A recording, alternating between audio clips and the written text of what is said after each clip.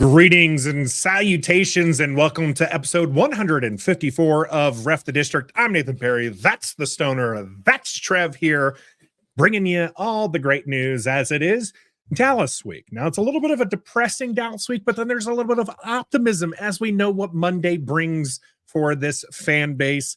A little renewed optimism here as the offseason will be upon us. Yeah, it's not a good feeling, is it? It's not, right?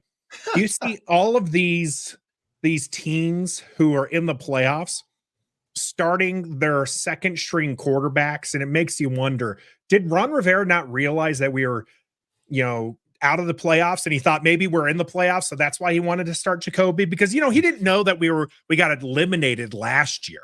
So maybe it's just a little bit of that old kookiness and Ron Rivera. Of course, we're joking, but the playoffs will be starting after this week, and we will be sitting on our couches or getting stuff done because Washington won't be there again. Stoner had a great short for that as far as 11-win seasons go, but the playoffs are upon us, and NBA action is in full swing as well. You're going to have a matchup between Michigan and Washington, and you can check out all of the betting odds right on Bet Online. They have everything right at your fingertips for all your latest wagering info, news, and odds are going to be right there at Bet Online. You can either get on your phone or just straight on the website. Just make sure you use the code BELIEVE, BLEAV, to get yourself a 50% welcome bonus on your first deposit. Bet Online, where the game starts. We'll be talking about the game, of course, a little bit later, and we do encourage you to bet responsibly.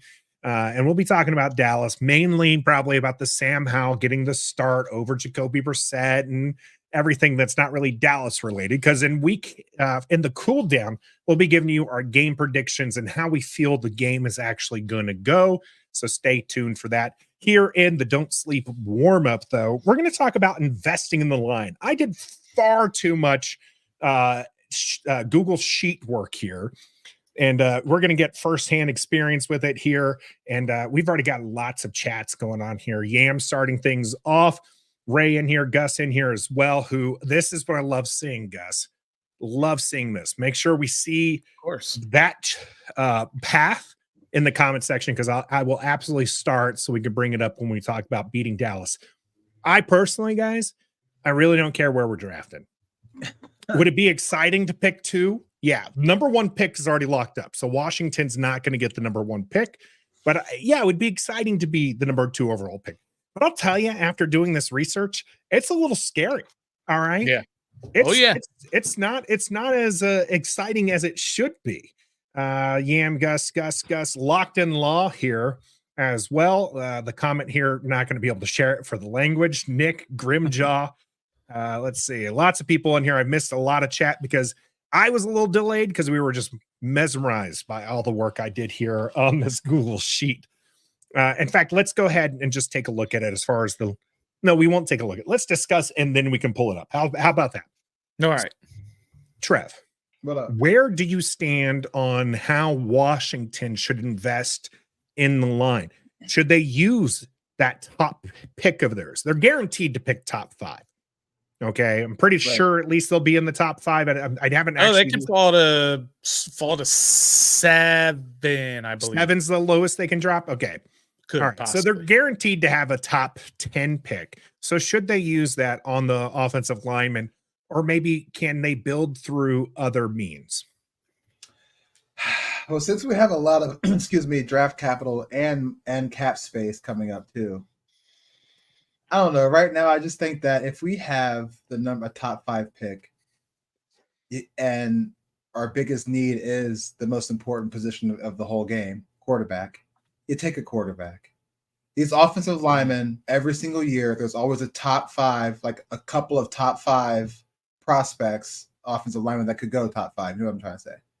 And I just feel like with this new regime and the money we have, we can maybe make a trade. We can go sign free agency. We can, if we're gonna draft a young quarterback, you kind of want the O-line to be somewhat experienced.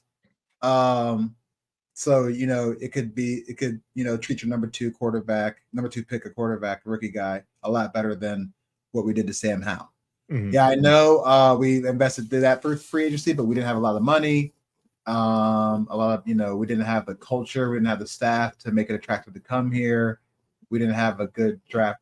We had other needs to address the draft. We didn't have a good draft pick as we had now. So, quarterback, invest in the line through free agency, maybe draft a second round, third round, but your top 5 pick quarterback, because that's the most important position, and we need that right now. Yeah. And Stoner, so you and I have been, again, we're looking at the spreadsheet and we're talking a little bit, and you saw, and we're going to take a look at it in just a little while, and I'll do my best for our audio listeners to kind of describe what we're looking at. There is a lot of QBs that are actually taken within that top 5, and a lot of those Sure. QBs failed. Is that reason maybe not to go for a QB in that spot and then instead invest in the line? You can't look back at history in terms of what other teams have done or that your own team has done and then decide that you can't do it because it hasn't worked out for other teams. Every situation is unique. It doesn't matter what happened in the past. You just have to figure out, you have to identify who it is, what it is that you want, and then be able to make that decision. For every failure of the number 1 overall pick for quarterbacks, and there's a gazillion of them, there are a gazillion number 1 overall picks who have been successful. So give me a number 1 overall pick quarterback who has been a huge failure within the last 10 years. Or is there a number 1? Jameis Winston, probably. Jameis Winston. Okay. Sam Bradford in 2010. Yeah. Sam Bradford's one, right? For every one of those, I'll give you a Peyton Manning, or I'll give you a Trevor Lawrence. Hasn't quite gotten over that hump, but he could be getting there. We'll see. You know what I mean? For every one that has failed, there is a success. For every number 2 overall pick that was an offensive lineman that has failed, there's been a number 2 overall pick that has been great. It doesn't matter what's happened in the past. When we look at the draft, and we've had so many failures, Washington has, with our second round pick, and we like to make fun of it, and it's good fodder, it's good content. But that doesn't mean you don't take a second round pick this year just because you've had. You don't just package them for somebody else because you think that you're going to whiff on the second. Right.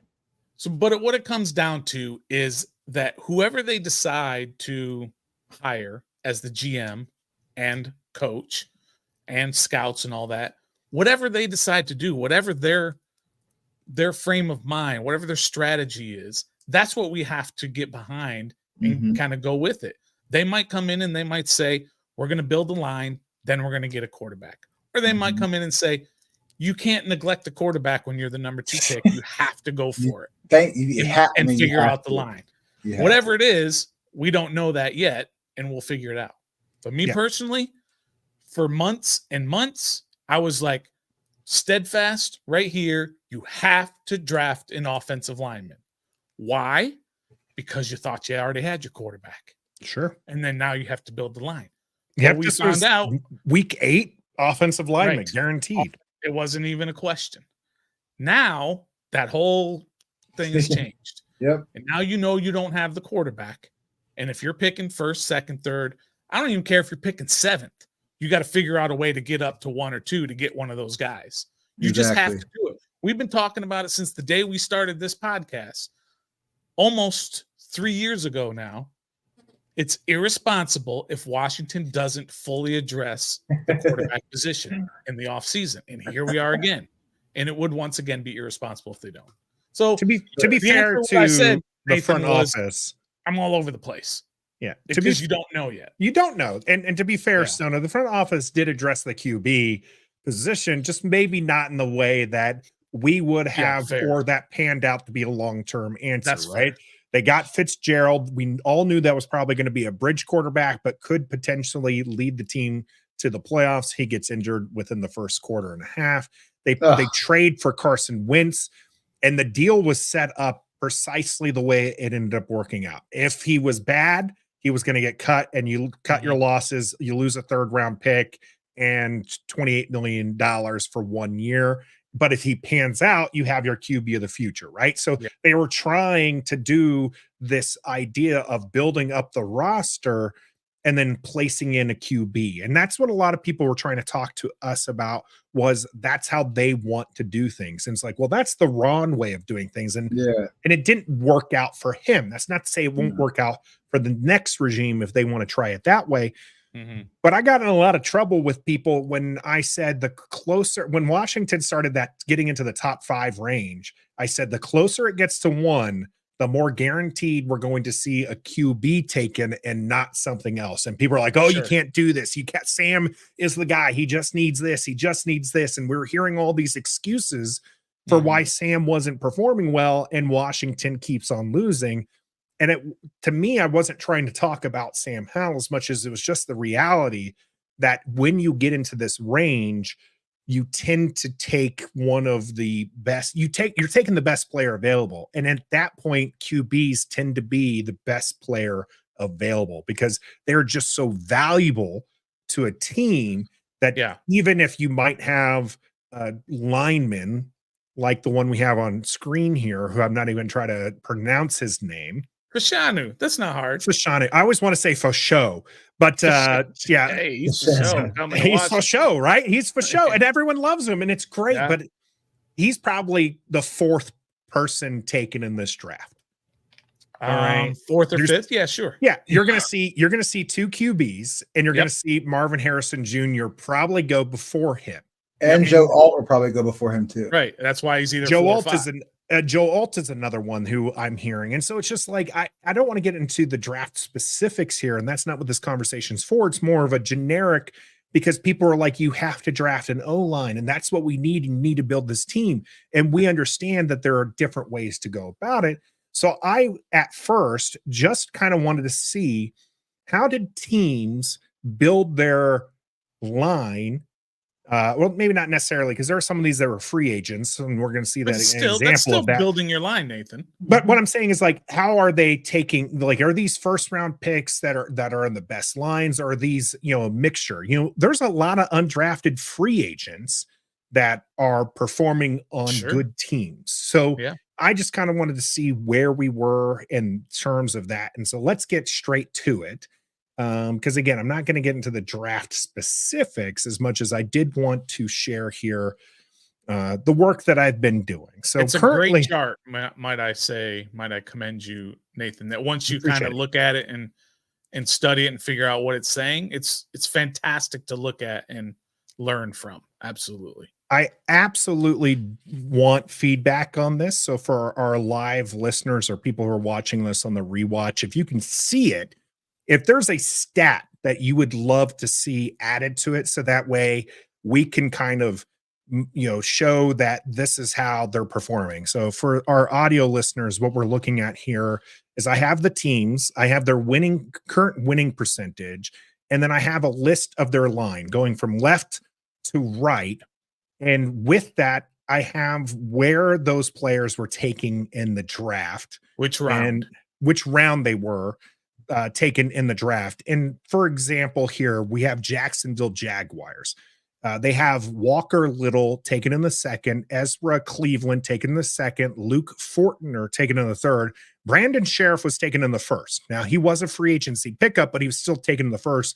And then my guy who I wanted, Anton Harrison, taken in the 1st as well. That gives them an average draft position of 1.8. It was the highest, tied for the highest with the Detroit Lions, as far as where their linemen were taken. In addition to that, I also have the PFF rankings for these teams. I have ESPN's pass block win record, win record, and win rate. Win rate, that's what it is. And then the ESPN run block win rate as well, just to kind of give us an idea of, okay, this is your number 1 draft position line. But you'll see that question for you, Nathan. Yes. Whoops. Sorry. This one. What's the color code? Excellent. So for those who are watching here, the color code, you'll see, and I can sort this by any which way we would like to see. Winning percentage, red is bad. For the rounds, dark green is going to be your first round picks, and then it's going to go like a light green or a little lighter green for 2, and then a lighter green for 3. The reason why I have those in green, one, tend to call those blue chip players, but it's Dallas week, so I wanted to stay away from blue. Okay, Yeah. that's just a me thing. And so those are your top 100 players typically are going to be in your first 3 rounds. Yeah. After that, you go 4th round is a yellow, 5th round's a lighter yellow, 6th round is an even lighter, 7th is a barely visible yellow, and undrafted free agent is going to be white.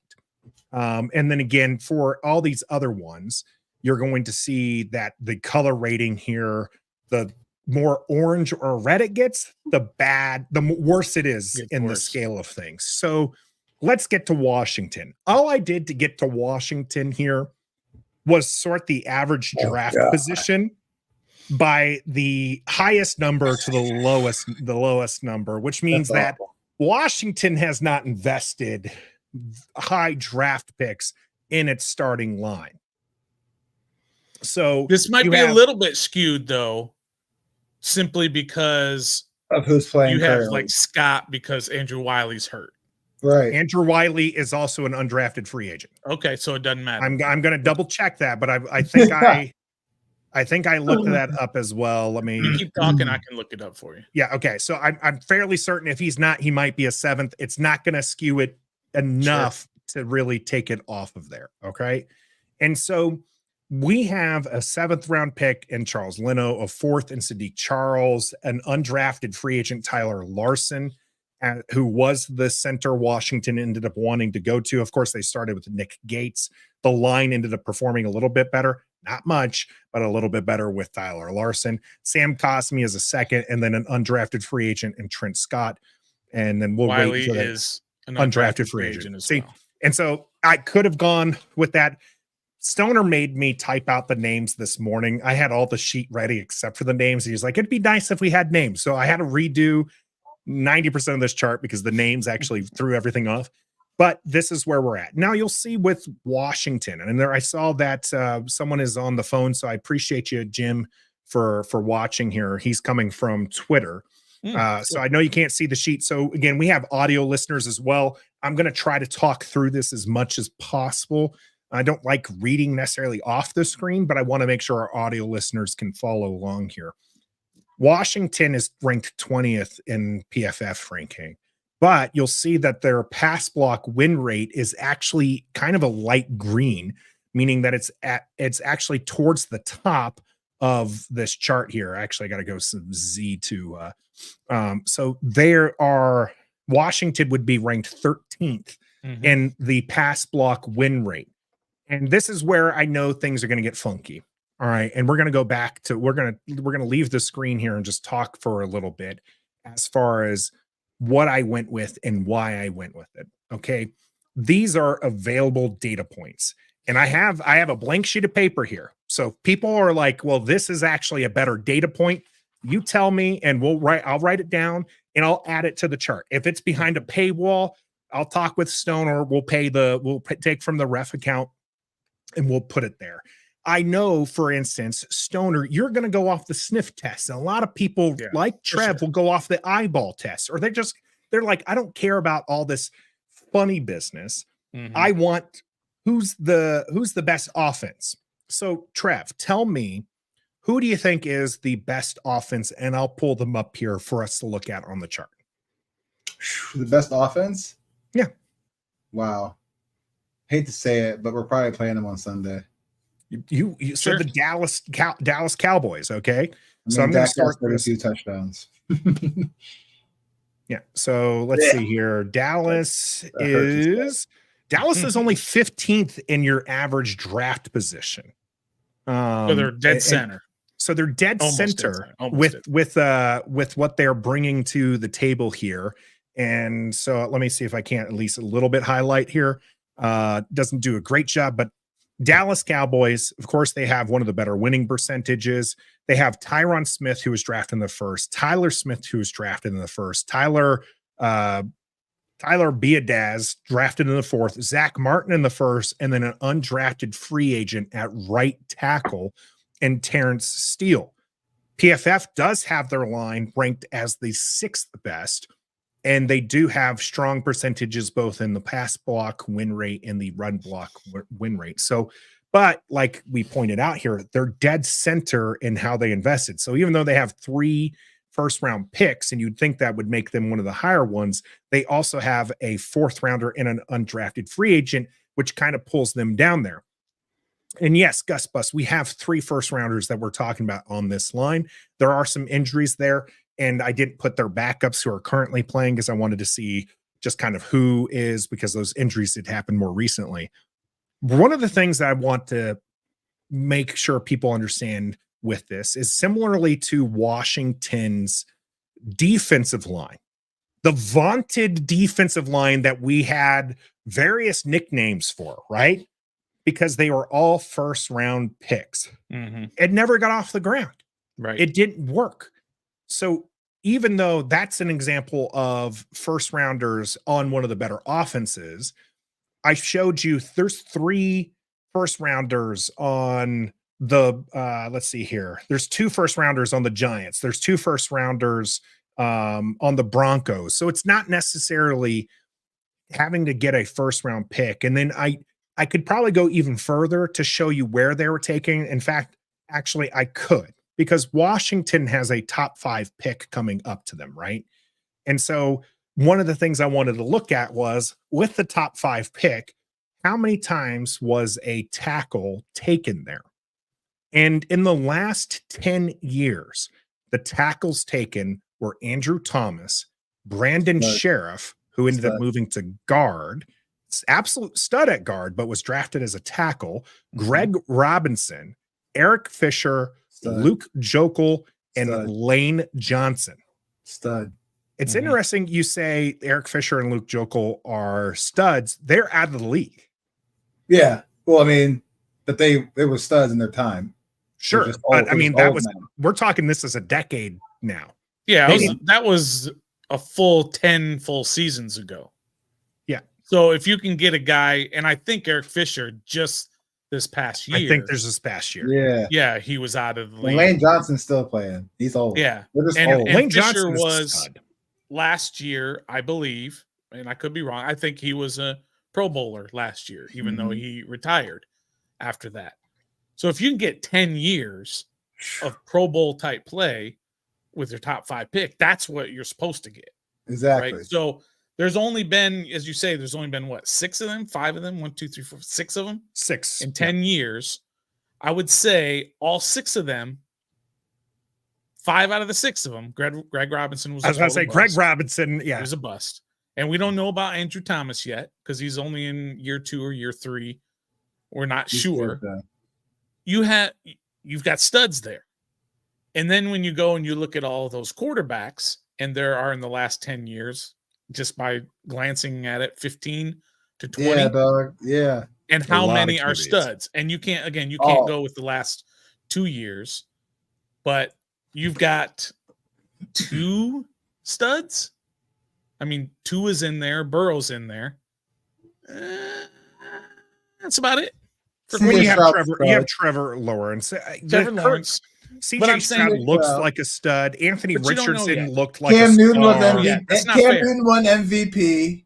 No, you're going back too far. Yeah, he's just saying since 2013. Yeah, Blake going up from there, right? You have Blake Bortles, not a good one.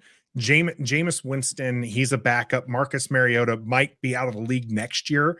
He's hanging on by a thread. He's been a backup most of his career. Jared Goff might end up in the Super Bowl, mess up and end up in a Super Bowl again with Detroit. Carson Wentz is going to be starting for the Los Angeles Rams, but he's a bust. He's a bust. Mitchell Trubisky, a bust. Sam Darnold, bust. Baker Mayfield is a fine quarterback. He's not. He's in his 3rd team already. He's on his 3rd team. Kyler Murray looks like he might regain something there. Joe Burrow, people like Tua, is everyone who wanted, Tua apparently. Since Chase Young was a bust. Trevor Lawrence looks like he's quality. Zach Wilson is bust. Trey Lance is not only on his 2nd team, but he's a 3rd stringer. And the 3 rookies from this year, you can't judge them yet. Yeah. You can say what you want about Bryce Young, and everyone wants to call him a bust. I mean, come on. He's had 1 year. I'm not ready to call him a bust yet. And I'm also not ready the to whole crown team's a CJ bust. Stroud as an all-pro yet. No, This 1 he's year. good. Some guys have looked great. Baker Mayfield looked great in 1 year, in one particular year. Looked like the franchise guy, and then he wasn't, and so on and so forth. The same with Trevor Lawrence, really. He's had one really good year, and he's had a couple of really not so great years. So you don't quite know yet. His numbers really don't show us that he's a generational talent. So hopefully we can retire that term going Go forward. back to that, Nathan. If you can go back to that, not the O-line QB chart? one, the O-line chart. Yeah, I was And going if to you because it's if you can sort that by winning percentage. absolutely. Winning percentage first. So he's going to do that first. And I think what's interesting about the winning percentage, these are all your best teams over here. And then if you go over to the right and you go to average draft position, and you see it's 2, 4.5, 2, 3, 3, 3, Top 5. But that's all average draft position. The Draft 4-4 is a little, rounds. but it's below average, and so is 5-2. But like the 3-2, 3-4, 3-6, yeah, very much an average. If you look at the Miami Dolphins, who are obviously one of the better teams in this league, their average draft round for their 5 offensive linemen is the 5th round. They are not heavily invested in first-round draft picks, and they have a quarterback who is not mobile and who is susceptible to injury if he gets hit. So what do they have to do in order to get that 688 win percentage with the quarterback and not high draft picks? They have to design an offense that works with the quick passing game, the timing passing game, and a quarterback who understands an offense and skill receivers on the outside and running backs. And so it all comes together. If you don't have studs on the line, but you have a stud quarterback, you better figure out a way to fix it, to fix an offense to help them out. And if you've got a stud offensive line and you don't have a quarterback, well, you better figure out a way to have that quarterback be a system quarterback and run your offense efficiently. It all really, to me, it all comes down to the coaching and how they're able to use the talent that they have to be successful. And it's different for everybody. Again, if you now go back to average draft position, if you will, Nathan, and go average draft position, sure. Yeah, the average draft position, and go from worst to best. So the best to worst. Hold on, let me reverse that. Yep. So the worst draft position is the Washington Commanders. Now, is their offensive line really that horrible? Again, Nathan pointed it out with their pass block win rate is actually top 13, and their run block win rate is kind of average, maybe a little bit below average. Do they have a quarterback? It doesn't look like it. But what they didn't have is they didn't have a coaching staff, to me, that was able to look at the talents that they had and be able to work around the weaknesses. And if you just go down that average draft position, and you'll see mostly, as Nathan and I were talking about before the show, the average draft position, which is the worst ones, Washington, New England, Vegas, Tennessee, maybe skip the Rams and Dolphins and 49ers, then you go Packers. All the things that they have in common, they don't have a quarterback. And so if you don't have a line and you don't have a quarterback, you're not going to be a good team for the most part. But then you've got Miami who overcomes that. You've got the 49ers who overcome that. And then if you flip it and you look at the average draft position, who have the best lines in terms of where they drafted them, they all the things they have in common, they got a quarterback. Yeah, Detroit Lions, Jacksonville, Baltimore, Houston. You skip the Giants. The Broncos were a mess. Minnesota, better team with Kirk Cousins than not with Kirk Cousins. It is something there. Jim, I failed to provide a share only link, a view only link of this, but it is something I plan on doing after the show. Is we'll provide this as a view only link so people can do it. Maybe during one of the breaks or one of the other discussion points, I might be able to figure out how to do that very quickly. But I won't be able to do that just now. There was a couple of things people had noticed when we had this up here. and then we'll do this back to the winning percentage. Locked on Law was calling them out there. Morgan Moses on the Baltimore Ravens, Trent Williams on the San Francisco 49ers, and Jerron Christian, a former third-round pick with the Cleveland Browns. Now, Stoner, look at his numbers. I'm not. They ain't good. I'm not trying to give flowers to Jerron Christian, but he is the starting left tackle on the Cleveland Browns, who are tied for their top. Because Tristan Wirfs is hurt. 5. Yes, Tristan Wirfs is hurt. Because he's there because he has to, not because they want him to be. So that is one actually the Cleveland Browns would actually probably get a little higher if I add another one. Tristan Wirfs up there. I don't know if Locked On put this one in here as well, but add Brandon Sheriff. He's another one. Right? Yep, Brandon Sheriff is. You're right. Yeah, that's a little further down, but yeah, he's up there. You have offensive linemen all over this league that could, or at one time was on this Washington team, and this Washington line could be better. It's just a total mismanagement of roster and coaching. But I will say this also, right, Nathan, looking through this whole thing, the one thing I will always come back to, and you're going to hear this for the next 4 months. Probably. There is no blueprint. You can't look at this and say, okay, this is exactly what Washington should do in regards to the offensive line / quarterback / draft / free agency. There's no blueprint that says if you do this, you'll win.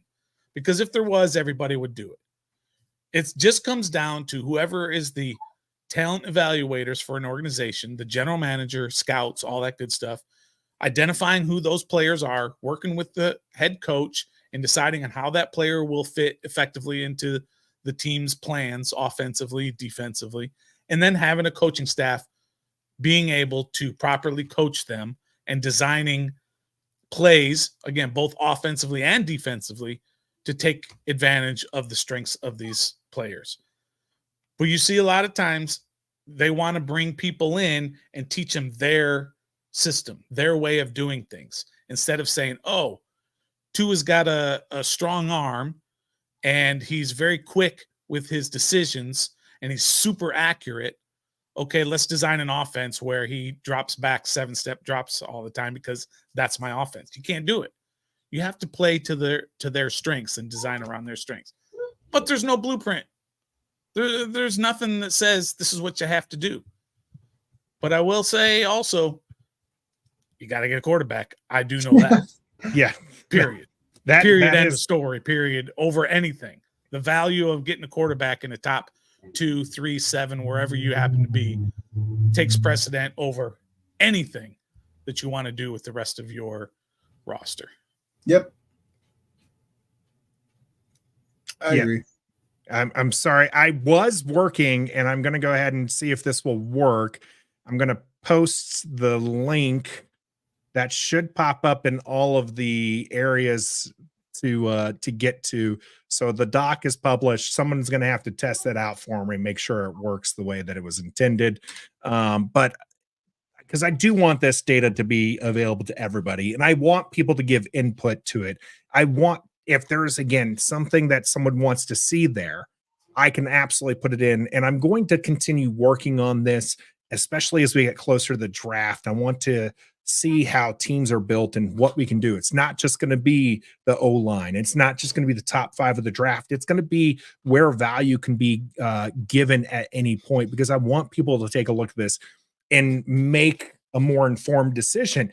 It might be one of the things that kind of came to my mind when I was doing this was maybe if Washington, thank you, Locked On Law, if Washington, doesn't like one of those quarterbacks at the top for whatever reason, maybe right. Caleb Williams was taken on the first and they don't like Drake May, or they don't like Jaden Daniels, or they don't like Penix Jr. And they're like, you know what, we're going to go ahead and trade back into the 7th pick and accumulate some stuff, which is quite possible. A lot of people are pointing to a couple different GMs, assistant GMs right now that come from the background of teams who have done that. And so if that's what Washington does, I know fans are going to be super upset But as long as there's a plan there and they use those picks, that would be very exciting. Philadelphia is actually one of the ones that does this, that people are looking at maybe coming to this. And I'm going to share this one last time, unless somebody has a need for it. But Grimjaw here said that Philadelphia is the one that he says has the best line. And this is what Stoner was talking about a little bit when it comes to there's no real way to build the line. You just got to get the right guys in the right spots. Jordan Mailata is a 7th round pick. Jason Kelsey is a 6th round pick. There's only one first round pick in there, Lane Johnson, who they have. They have a couple second rounders. And so when doing this is where it's like either they should trade back or perhaps they should take a QB. And then from that point, they can use one of their couple top picks they have 5 top 100 picks. So that's where, to me personally, if Washington does not take 2 offensive linemen in the first 5 picks, I'd be very disappointed. Okay, let me counter that, Nathan. What if they pick up 2 of the best offensive linemen in free agency? Free agency happens first. Sure. What if they picked up That's 2 true. stud offensive linemen? I believe a couple of guys who are out there in terms of tackles. Tyron Smith's available. Dwayne Brown's available. I don't know, what your opinions are on them as players. They But stay there are 2 hurt. left tackles that are available as free agents. What if they do that? Then your opinion obviously changes, right? You're right. Obviously, right now, I'm saying you need an Right investment now. line because this is Yeah. pre-free agency. Free agency starts March 15th. We're going to have our wish list for that. And we're going to see really where this GM and new front office has really gone to work to see where they're going to build. And that will likely tell us what they're going to do in the draft as well. Because if they build up that offensive line, maybe they do go a QB. I wouldn't be surprised if they still dropped back. Maybe they get Marvin Harrison Jr. because they said that they believe in Sam Howell. Who knows? We still have lots of time. That's exactly right, Nathan. I mean, the new GM could come in and say exactly that. They could say, I believe in Sam Howell. Or they can say, we're going to re-sign Jacoby Brissett to be a bridge guy for the next 2 years while we build up. And then they're going to bring in 2 offensive linemen. Then they can turn around and say, okay, we can basically draft best player available. Let's go get Marvin Harrison. So there's so many options, and it all depends on the mindset of the GM and head coach.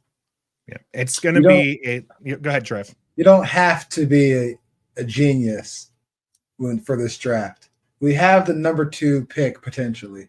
Go get a quarterback.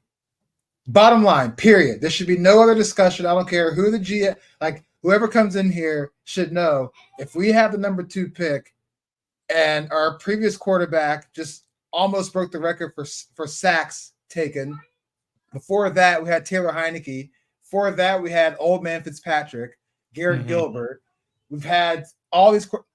They have a chance to do something great because we have a lot of draft capital and money. You just go get a quarterback at number 2 if that's what you have. At top 5, get you a quarterback. Okay, we saw the Bengals do it, and then they said they need O-line. What they do, they got a receiver, and then the year after that, they went to the Super Bowl. Okay, they invested the O-line later. So and then Joe Burrow has had 2 season-ending injuries in 4 years, but he's also been to the Super Bowl. Let me get to that Cincinnati. We haven't even sniffed the playoffs. I'll take my franchise guy being hurt for a season, but our O-line and everybody else is still good enough to get us to where we need to go. You know what I mean?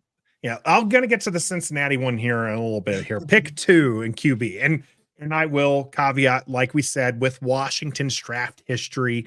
In the second round, you just don't avoid it, right? A lot of people are like, you don't take an Ohio State quarterback, CJ Stroud, looking pretty good in his rookie year here. But I'm going to read off your pick 2s just to kind of QBs here, just to kind of let you know what we're getting into.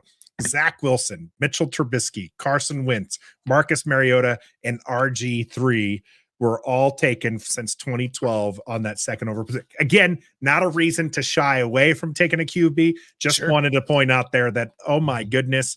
Well, look at your pick 3s. But your pick 3s are even Trey worse. Lance, Sam Darnold, but Blake also, Bortles. Yeah. And you guys, this is the very first time we're going to go through an entire offseason without Dan Snyder and what's left of Dan Snyder. Sure. You know? So those guys that we picked at number 2, didn't pan out, but they probably just saw the highlight tape and said, yeah, take RG3.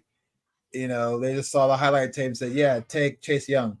They didn't really dive any further deeper. So this is the first time we actually get to a full evaluation to see what this team's going to be like. So at number 2, Washington. Or you didn't get the old, pick 17, I think it was, where he says, hey, let's take Dwayne Haskins when nobody in the building wanted to take Dwayne Haskins. Exactly. But the owner did. So you're hopefully not going to have that. Came off his yacht famously. That's why I don't like hearing when people say, when you hear all these reports that Washington is leaning in this certain direction, that they're leaning towards taking a quarterback with one of the first 2 picks.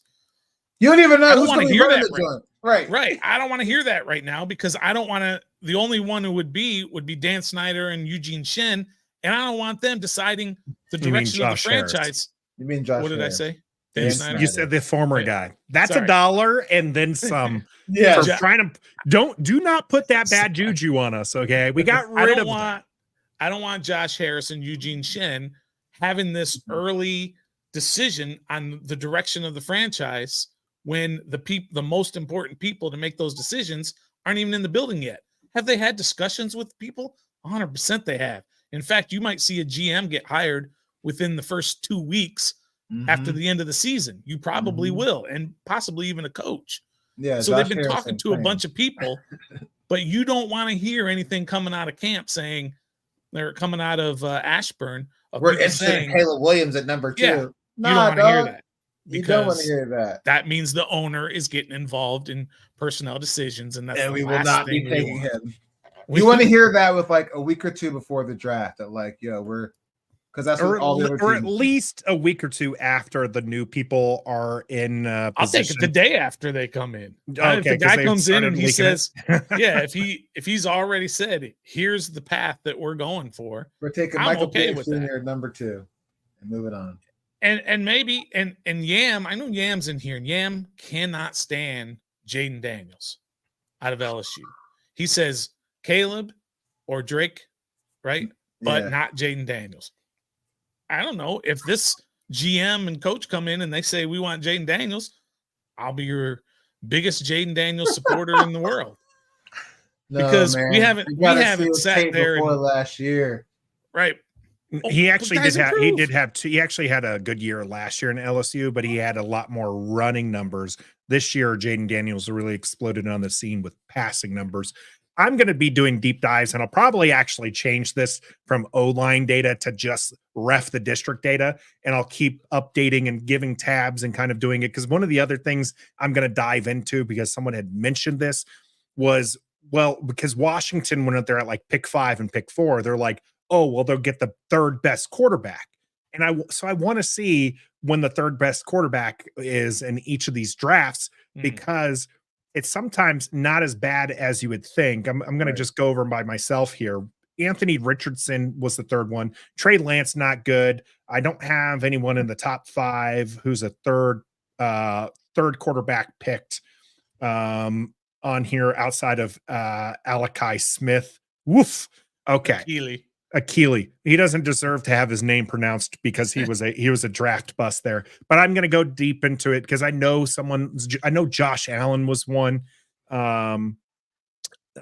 Justin Herbert was another one who was a 3rd round pick. So I'm going to go deeper into that. Third QB pick. Yeah. Back to the Cincinnati Bengals thing before we close this out here. Cincinnati Bengals at a 500 record, having a good QB, obviously, who's now injured and out, and famously taking Jamar Chase instead of Penei Sewell, who the Detroit Lions picked up. They have an average draft position that's right in the middle. They are tied for the 15th spot with a 3.4. They have Orlando Brown Jr. from the 3rd round, Cordell Volson from the 4th round, Ted Karras in the 6th round, Alex Kappa in the 3rd, and Jonah Williams in the 1st. They're, however, ranking for their offensive line 21st with PFF.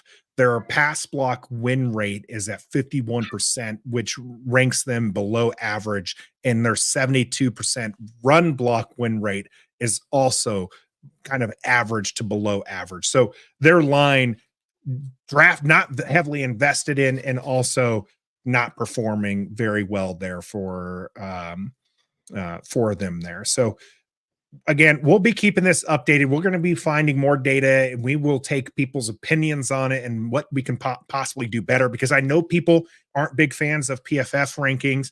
I know that some people aren't a big fan of those ESPN rankings because they feel like they're a little fudged. If there's somebody's smell test that you can trust, let me know. I'll put it on there, because there was actually one that I had talked with Stoner. I think it was the PTN football rankings. I was going to put theirs on, but that was a subjective ranking. So that's why I kept that one off. We have all the time in the world to talk specifics on the draft, because our off season is going to be starting on Monday, but that does mean that we still have one game left. It is Dallas week here for Ref the District. It's time to beat Dallas. Gus, I'm trusting you. Put in that way to keep the second overall pick while beating the Dallas Cowboys. We'll talk about it here in the game.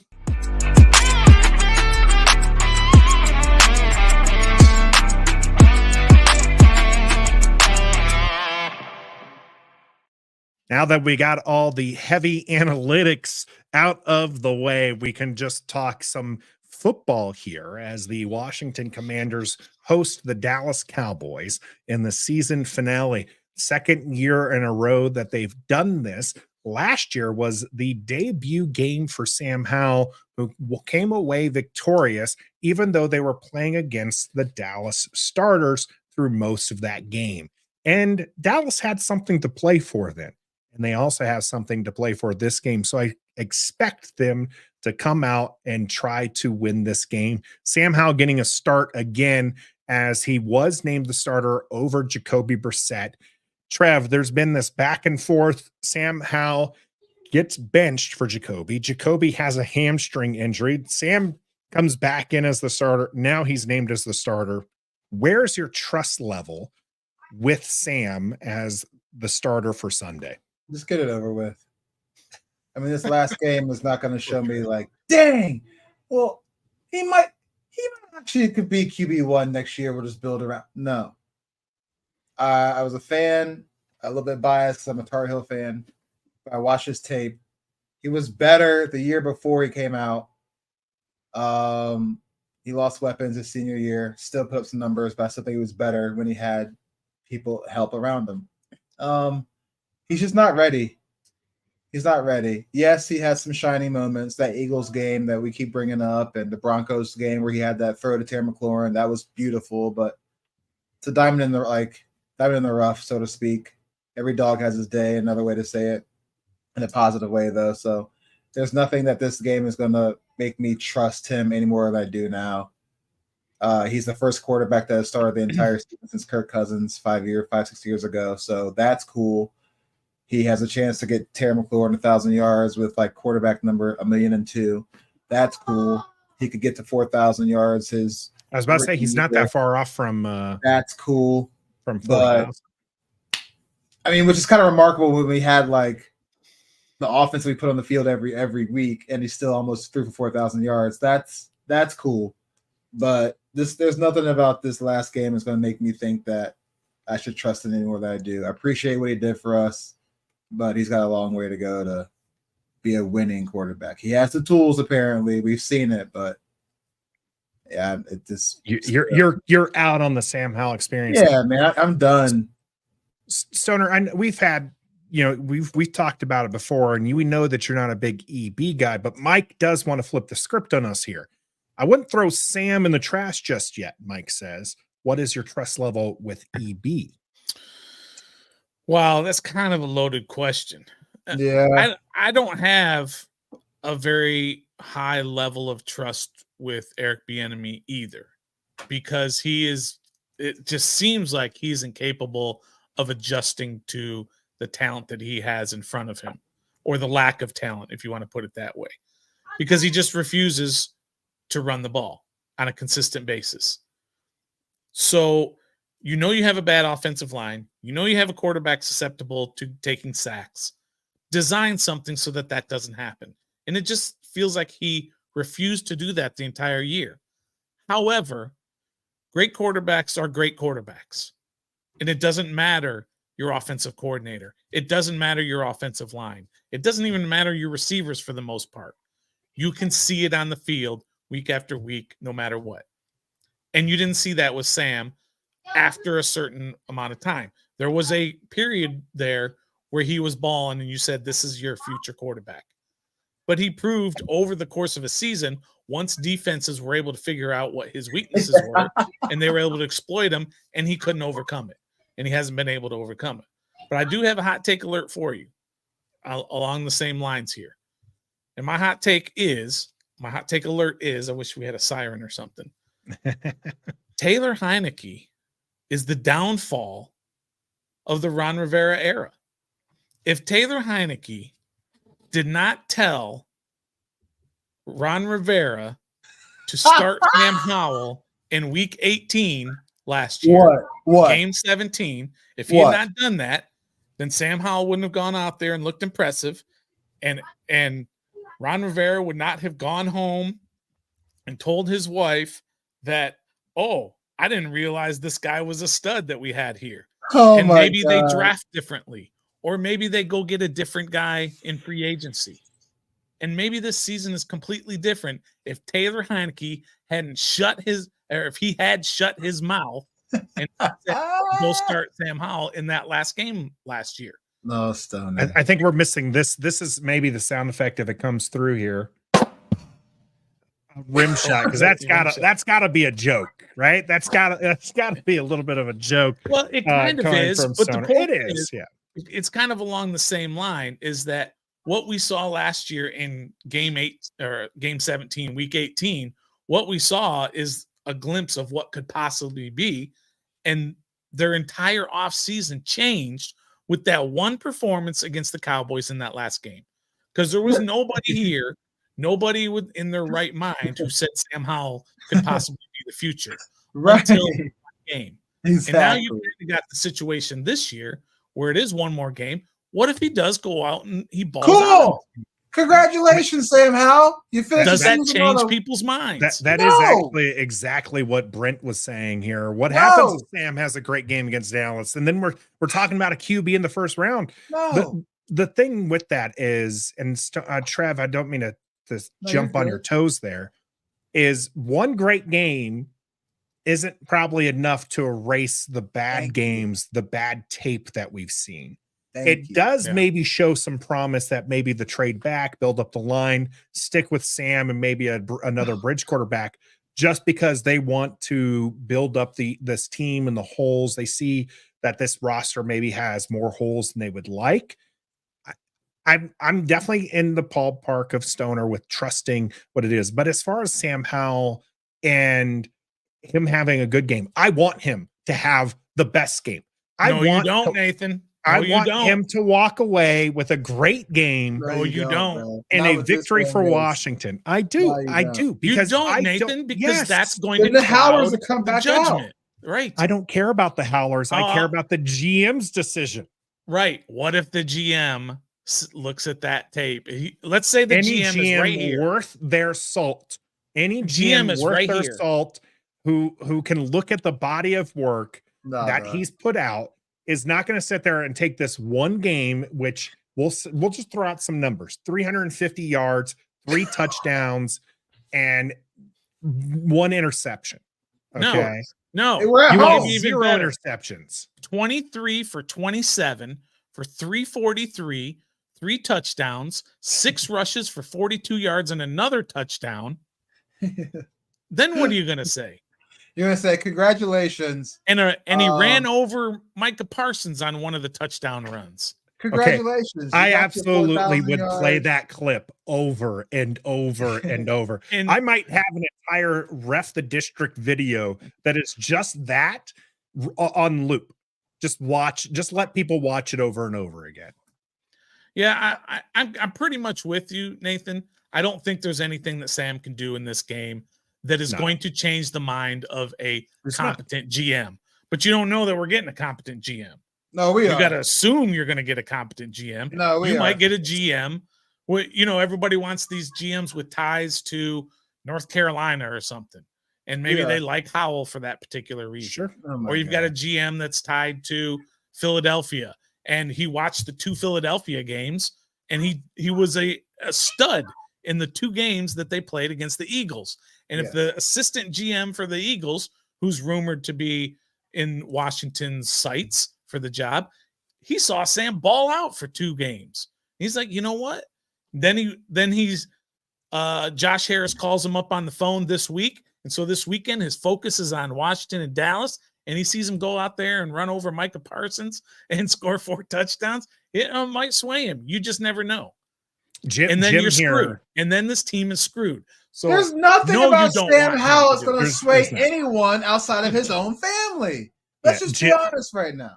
Yeah, Jim hitting the nail on the head, right? If a new GM thinks that Sam Howell's the QB because of this one good game and not the body of work, hold on. Let me finish Jim's comment. That's the first red flag. That will be the same. That will be in the same spot for years from now. Let me throw a hypothetical out to you both. And Trev, I'll direct it directly at you first. What if this new GM comes in and he has all the credentials? Let's say he's the guy from Baltimore. Let's say he's the guy from San Francisco. Let's say he's the guy from KC, whomever it is that everybody seems to think that they want here in Washington. And he has impeccable credentials. And what if he comes in and he says, I've seen the tape on Sam Howell, and Sam Howell just needs the proper coaching, and fill in the blank is going to be my head coach, and fill in the blank is going to be my OC, and Sam Howell is the guy for this team moving forward, and we're going to build the team around him. Are you going to automatically say, well, this guy is an idiot, and I'm out on the Commanders for good? No, I will never be out for the Commanders for good. Or you're going to be out for this year. I could never be out on the Commanders. We're just doing what we did like last year, except we didn't draft. We've already had him. Like, no, you can't be sold. No, if the guy from San Francisco comes in, he can't sell you on Sam Howell. No, because like I said, I'm just asking. I will say Nathan, this: can he do that? Can he sell you? Properly judge the GM. We talk about this with draft picks, right? There's no way you can, just like you can't say CJ Stroud is going to be a great quarterback off of 1 year. He definitely is projecting to be that way. You can't call Emmanuel Forbes a bust because it's 1 year. You need time. And I think a GM really needs probably 3 or 4 years to accurately judge. And if he goes with Sam Howell, this first year of his tenure, and he builds up a team around Sam Howell, but then goes a QB after that, because Sam Howell next year with a better line, with better tools and everything, a new coach and all this other stuff doesn't work out, and then he drafts somebody, kind of like what Davis Mills was, kind of like what Gardner Minshew was, then, and we get the QB that we want, then I'm not going to crucify him for going with Sam Howell again. But that is something down the line. In the moment, we're fans. We're fanatics. We're supposed to be volatile. Okay? Go back to that comment you posted from Locked On Law. Yeah. If he says that, he's the wrong hire. You can't say that. Why? There's not a lot of trust. Because you don't know yet. Because this guy who has credentials, he has more football talent knowledge in his pinky than everybody who's here watching this, and except for me. But he has more knowledge than everybody except for me. I like this. If he says that, then you have to trust that he knows what he's doing. No, bro. Josh Harris been here for an entire season. You think he's gonna let somebody else come in and be like, "Hey, I saw this. I think we should go with Sam Howell." Well, bring that comment back up, Gus. I'm going to crucify Gus only because I love Gus. I like that. I'm agreeing with them. Gus Bus's comment here. Josh Harris will not allow a GM candidate to sell him on Howell. Maybe a true QB competition, but not an outright. You have just what you have just done, Gus, and you two, Nathan and Trev, which way am I? Nathan and Trev, what you have just described is Dan Snyder. You have just said you want the owner to base their GM choice on who the quarterback should be. You two are insane. For the Gus, you're record, insane. I don't What are know you how guys I got doing? lumped into this. I do not know how I got lumped into this. You just agreed No, with I Gus. said I didn't agree with Gus. I read his comment because we have audio listeners, Stoner. Oh, I thought you agreed. Sometimes you have to be attentive, okay? Gus I did must not have agree with it. stuttered. I read Okay. it because we needed the audio listeners to be able to understand what the argument was about. As far as that's concerned, I honestly don't think a GM is necessarily going to do that. We all the time we take what Ron Rivera or head coaches say, and sometimes when you take it on face value, it's going to create great content, right? Because we can blow up and we can be excited about it, and we can just be in the moment, right? But when you actually take a look at it and you read between the lines, a GM is going to be very smart with what he says about Sam Howell if that's who he sticks with. He's probably going to say, or she is going to say something to the effect of, I think that Sam Howell is a QB we can build a roster around. He's, they're not going to be definitive statements to say Sam Howell is, like we've seen from the current regime, that he is the future.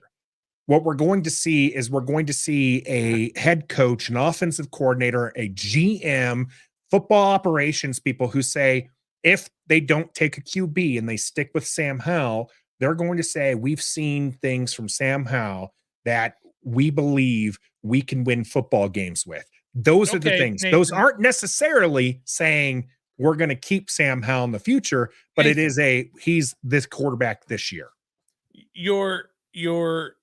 Be careful. Your public affairs spin knowledge is showing.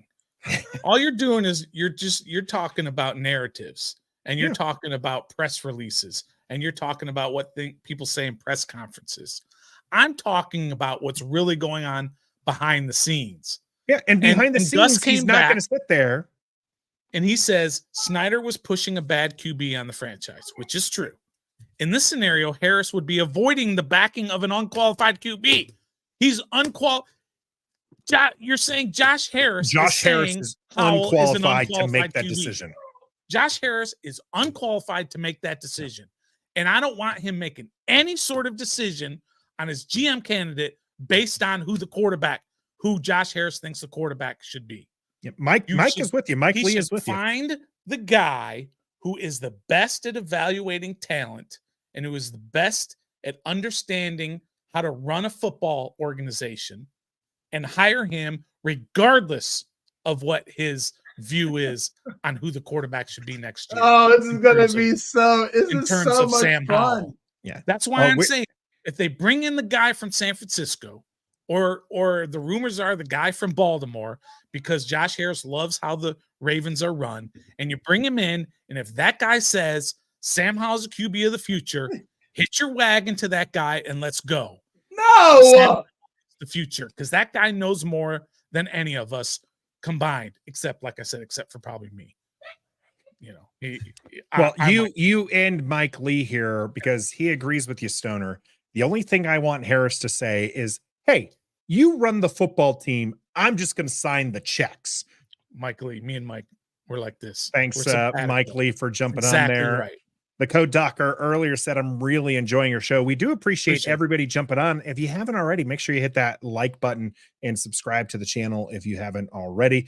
We've got plenty of things going on here. We've got a game against the Dallas Cowboys. Now, somebody had put this up. It was Locked On Law. I had it right here. Locked On Law says, yeah, Dallas can have this one. Just get us out of this season. We drafted number 2 the year Rivera got here. We're drafting number 2 the year he leaves. Great improvement. Ron Rivera was asked about his tenure here in Washington, as we kind of assume there is going to be changes coming on Monday, and how he feels about it. He said that he actually likes where the team is. Trev, I'm sorry. Do you like where the team is under Ron Rivera? Do you think Washington has improved as we head into week 18 here against the Dallas Cowboys in a position to get the number 2 overall pick, which is where we were the season before Ron Rivera came? He's an even keel guy. It's been nothing but this since he's been here. No, I'm not happy where the team is. I'm tired of being right here. And this year, and even we won the division at 7-9 during COVID and him having cancer and this and that, and I still was like, but I said at the same time I was like, let's go because we won the division, we made a postseason. But as far as the team goes, no, I'm not happy with that. I cannot believe this is why it's time for him to go. Thank you, Ron Rivera. You're a good man, but your time in the NFL is done. You can't even run a press conference right. Like you're happy. You cannot. He's had some rough press conferences. Yeah, you're seriously up there saying you're happy where the team is right now. And I know it's for the press, and you don't want to bash your team, but or yourself. There's no way you can be happy. Just say, what did Mike Vrabel just do? I hate losing's bad. Losing's bad. Stop asking me. Losing sucks. Losing sucks. What do you think? Losing sucks.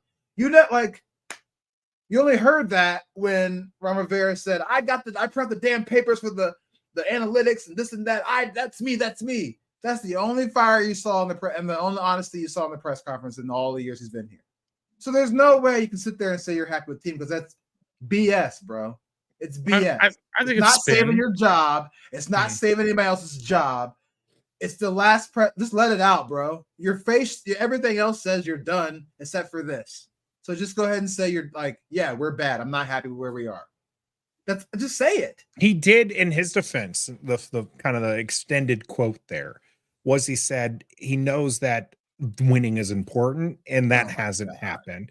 So he talked about and didn't go as far as the Bruce Allen way of phrasing it, but did say that it was the other things, right? We're winning off the field. He didn't say that. That's the Bruce Allen one, but that's essentially what he was talking about was the things outside of actual wins and losses. He is proud of what they've done. So Stoner, outside of wins and losses, do you agree with Ron Rivera here? I hate to tell y'all, absolutely. I agree with him big time on how he has stabilized. He has helped stabilize an organization. Obviously, the biggest stabilization was getting a new owner. But during the course of the 3 years that he was in charge of basically the entire organization, this coach-centric approach to where he ran everything, he was part of the name change and all that other stuff. He was stabilizing this franchise as a whole prior to Dan Snyder selling the team. He was the face of the team. He answered every call in terms of press conferences for things that had nothing to do with what was going on the field. And this organization became a little bit more respected. The reason he's losing a job is not because of what's going on outside of the football team. The reason is because the football team stinks, and that's his main priority. Yeah. But I absolutely agree that he has done a very, very good job. Have you heard anything bad off the field since basically he's taken over? You've had a few little minor things, kind of dumb things that we all jump on, like Mark Mosley's name was misspelled on a name tag. The Sean Taylor. A lot of not football stuff. Yeah. But what you haven't heard is you haven't had employees suing and season ticket holders suing, and you just haven't had a lot of that crap that you had for so long with the organization when Bruce Allen was in charge, but prior to Ron Rivera getting here. So I think that part he's done a good job of. But he could be perfect in all that. If you don't win football games, you're gone, and I'm okay with that too. Yes. So I do agree with you, Stoner. I do think that there's a lot of things that were outside the football stuff that you could get behind. And maybe the culture didn't quite change in a way that we expected it. That maybe we hoped for a little bit more winning. I know we hoped for a little bit more winning, but there were things we had up on the chat just a moment ago. The moment where he had the team rallying behind him, Mhm. and they won a big game, and he threw something at the wall, and it was them versus the world, right? And he talked about everything we need is in this room, and they backed him, and they loved it, and they wanted him. The players, I think, have started to kind of go away from Ron Rivera this season, largely because the record was no longer there. Not just the record, though, because the record was never really great. Okay. Mm-hmm. They usually had mid-season runs that would at least get them 500 and they'd be in the playoff hunt. But I think because this team has been essentially out of the playoffs race, and they knew that after losing to the Eagles the second time, and they trade away 2 starters. When they did that, I can see the team kind of peeling away from Ron Rivera and realizing this isn't a ship we know. This is not someone we're going to tie ourselves to anymore. Let me ask you this. He can talk. Hold on. He can talk all of the it's us against the world, and we have to be a team, and we just have to do our job, right? That was this year. This season's been so flipping long. I need to write that down. Do our job. Yeah, that was a good one. A good quote there for this year. This season's been so long. I forgot Jack Del Rio got fired this year. Okay, it's been forever. But it's hard for people to follow you as a leader when things are not going right. Do your job only works so well when you're actually winning football games. When you're on a losing streak the way they are, and you trade away 2 of their top players, their most talented players, 2 of their most talented players, people don't want to hear do your job. No, they want you to do your job. Exactly. And they weren't seeing that. So I did start to see them peel away this year, but they believed in them all the way up until I believe that second Eagles loss. Stoner, you had a question for me. Yeah, I got a hypothetical for you all and for everybody who's here in the chat to respond to. But let's just say, again, this is hypothetical. Let's just say Ron gets the job in what jobs are open? The Raiders. Okay. Let's just say Ron gets the head coaching job with the Raiders. Okay. Say Chargers. All right, Chargers.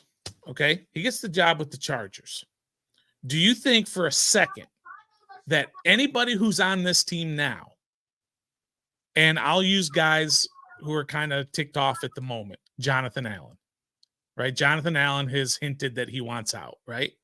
Yeah. Do you think for a second that Jonathan Allen would not go to play for the Chargers because Ron Rivera is the head coach? Yes.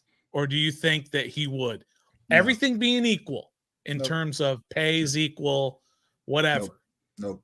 Ron Rivera is the coach in LA. No. Do you think John Allen would go and play? Nope. I don't think he would. No. I don't think he would. No. All right. Do you think that Terry McLaurin would go and play for the Chargers? No. No. All things being equal. No. All right. Let me give you one more. Do you think Jeremy Reeves would go and play for again, all things being equal? Yes. Would he go and play for Ron Rivera? Yes. So that one, it might not be all things equal, though. I'm saying equal to either he plays here or he plays there. Tressway is here, and Revo has a bond with Tressway. You can't say a guy. You don't think other guys have best friends here?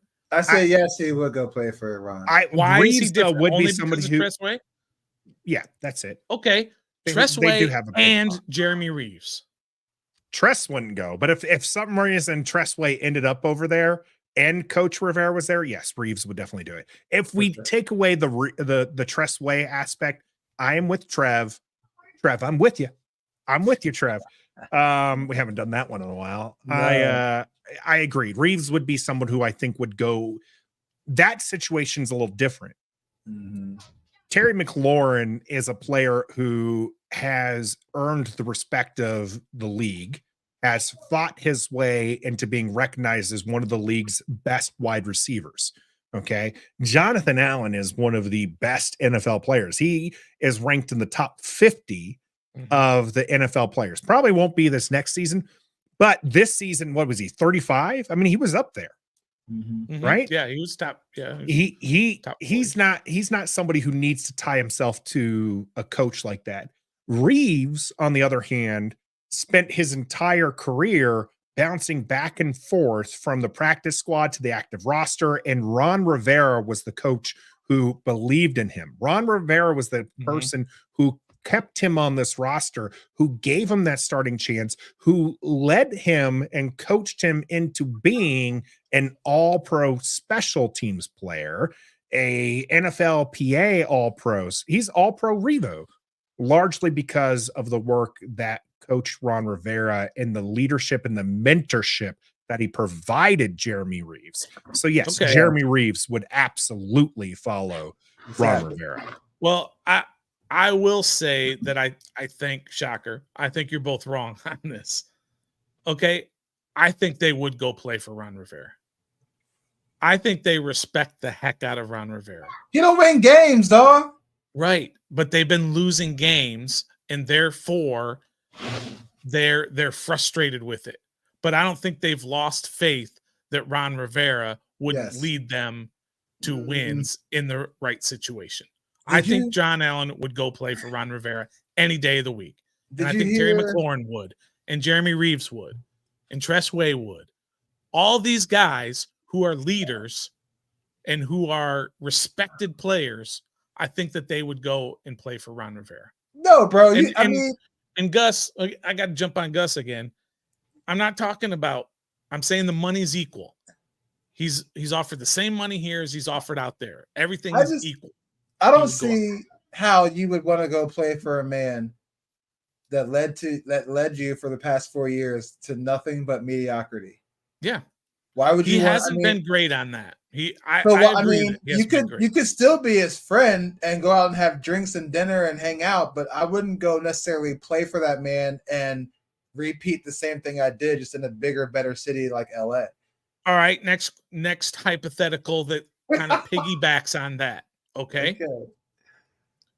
Will let me get the right guy. Will Antonio Pierce get a head coaching job?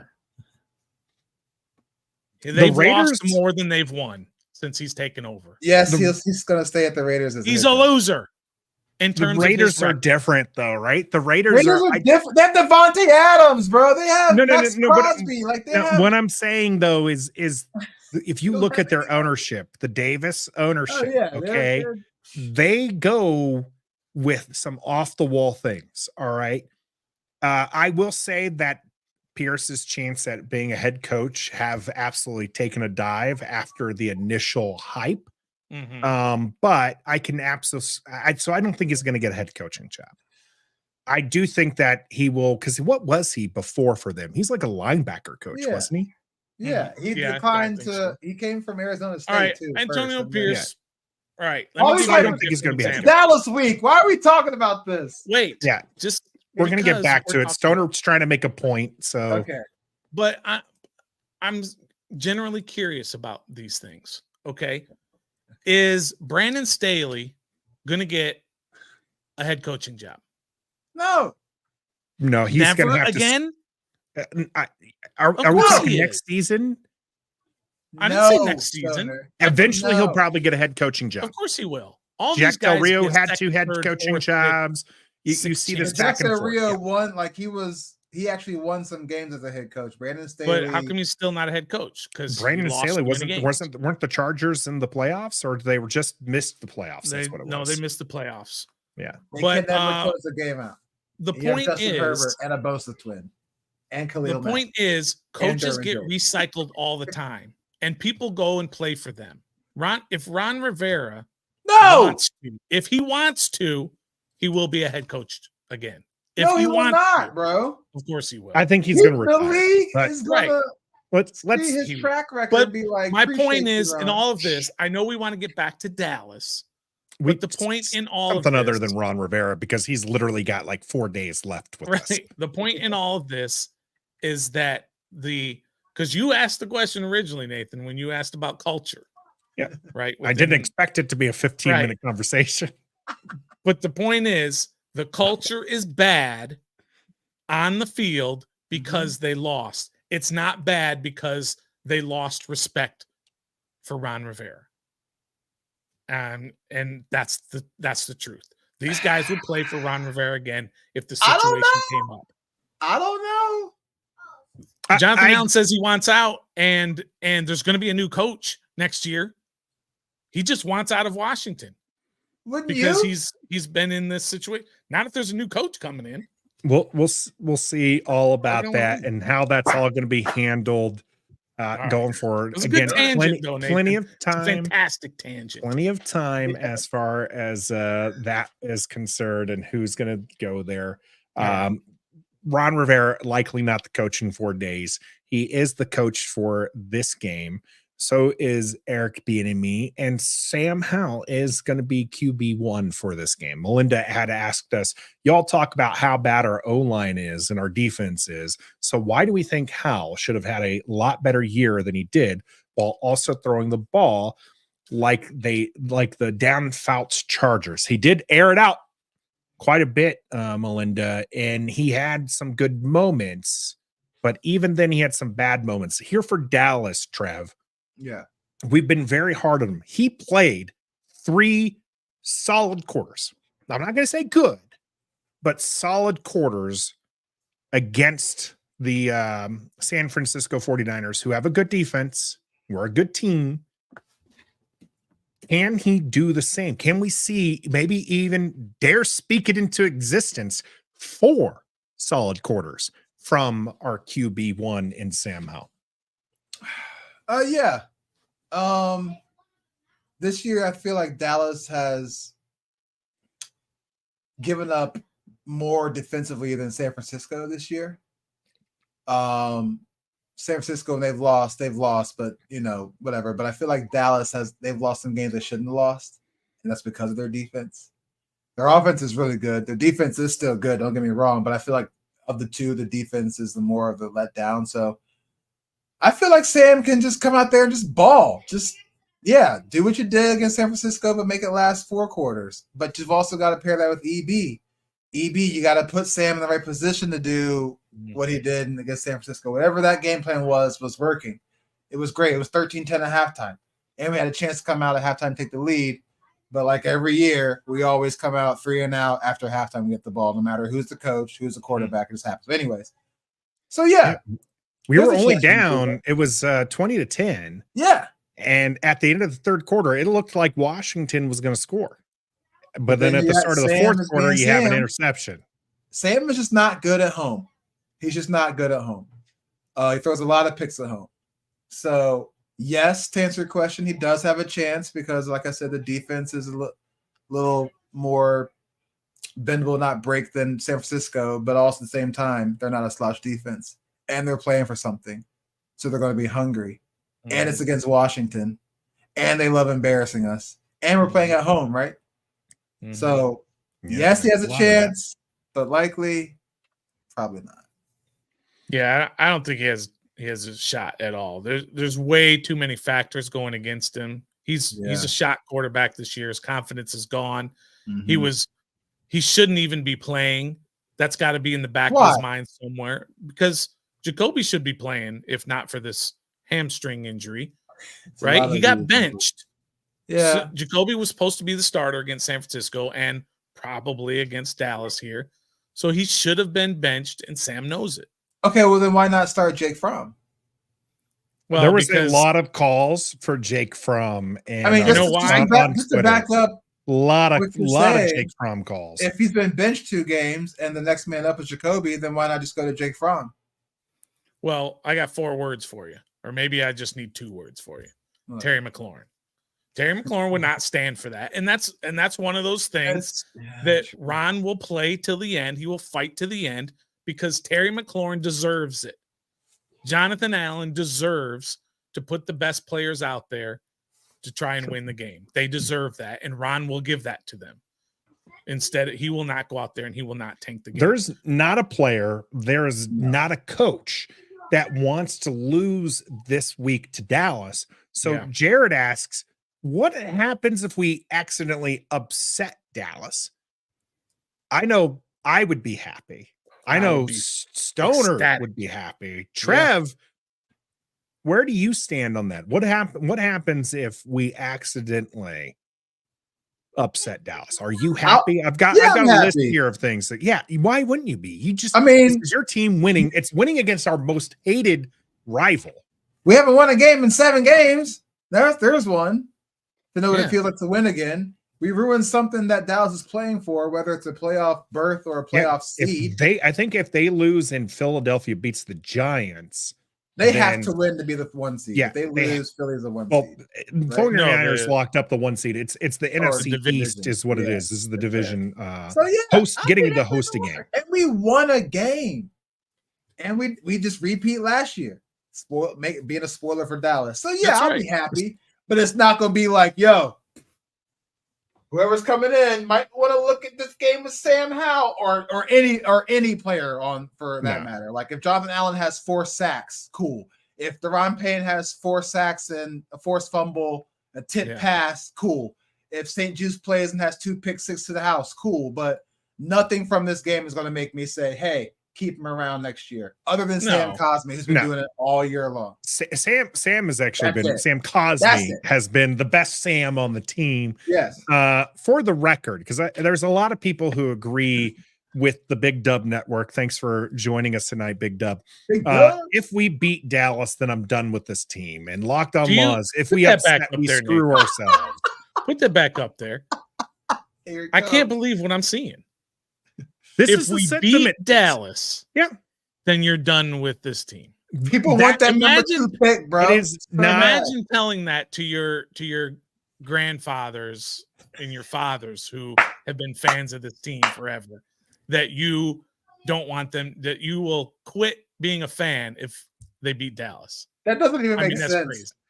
Crazy. I understand there's context, but I'm just saying.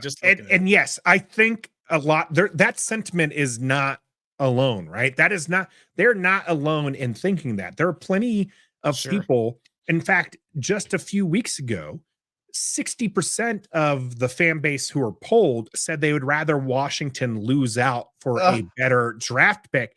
That was several weeks ago. Imagine what it looks like now, where Washington is at the number 2 pick, and all they need to do is lose this game and then be in great position for it. Now, Gus is now trying to say you'll lose to Dallas on Sunday in order to beat them consistently over the next decade with the improved draft picks. But Gus promised me, or didn't promise me, but I asked Gus over and over again to give me the pathway for Washington to keep 2 while beating Dallas, because that is what I want. Do that. That is absolutely what I would love to see. And so when I looked at what was there to try to piece this together, and then, now Gus gives it to us. Thank you, Gus. I have an applause button here somewhere. Wait, I got one. Here we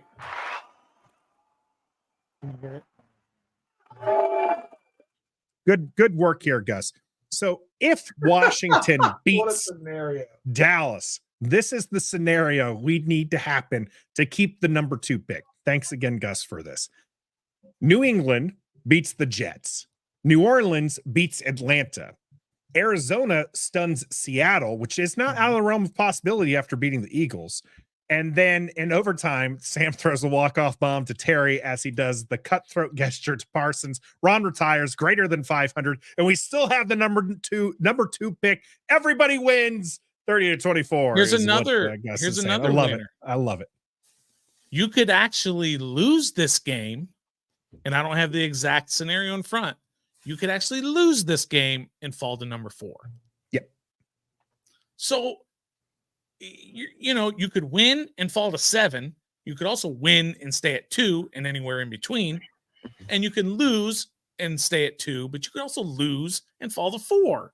Yeah. Right now, Washington schedule is the first, and we own the tiebreaker. It's first tiebreaker. And those strength of schedules are very, very close for Washington, for New England, and for Arizona.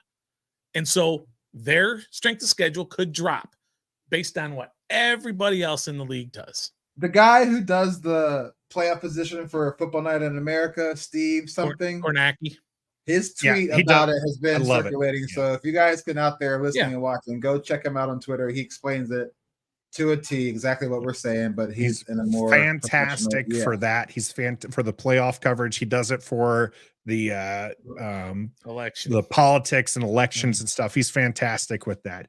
And so 4 might be out of the range there because as Gus is saying there, the strength of schedule being the tiebreaker, Arizona's is actually much worse than Washington. Okay. But between New England and Washington, you're talking about a 0.03. And that is why we're all Saints fans this weekend. Yes. That is the game that we are most interested in. We do need the Saints to win against Atlanta, and that almost all but guarantees that we'll be have a worse strength of schedule than the New England Patriots. So if we end up with the same record, which means New England beats the Jets and we beat Dallas, as long as New Orleans beats Atlanta, we will still be there. Now, the Arizona game does play a part there, but that one's not so hard to believe, right? So Washington still has a chance. So you're telling me there's a chance, and I will take it. I will absolutely 100%. I'll put a dollar on that. Let me take it. I will absolutely go hog wild crazy on Sunday if Washington wins and that falls that way. Which, by the way, hold on, let's see here.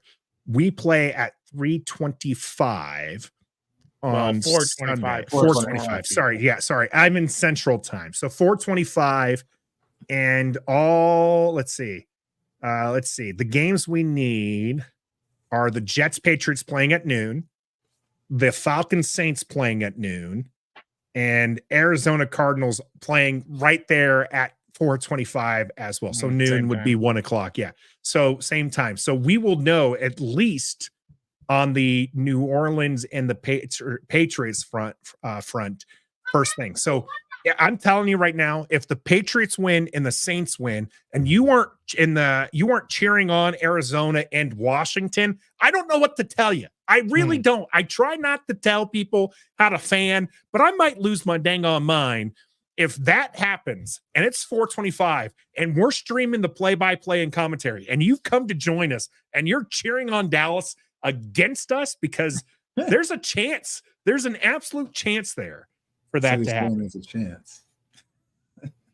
There's a chance. There's again, the scenarios are so crazy and they're so everywhere from 2 to 7 wins, losses, everything all in between that you can't sort of use all of these perfect scenarios to try and get what you want. You just got to play the game. You win the game, and you figure out what your draft position is, and you make the right choice. You play to win the game. If you end up with number 3, or if you end up at number 5, whatever, then figure it out and go get your quarterback if that's what you want to do. You don't play for draft picks. You play to win the game. And how important is this from Burgundy and Gold Convos? Yeah. I want to send Dallas on the road. Because they're undefeated at home this season. Send them on the road. Send them back. Right. They're much better at home. Yeah. And you want to go. They're still Dallas. They're still going to choke. Do you really want to go 0-6 in the NFC East this year? No.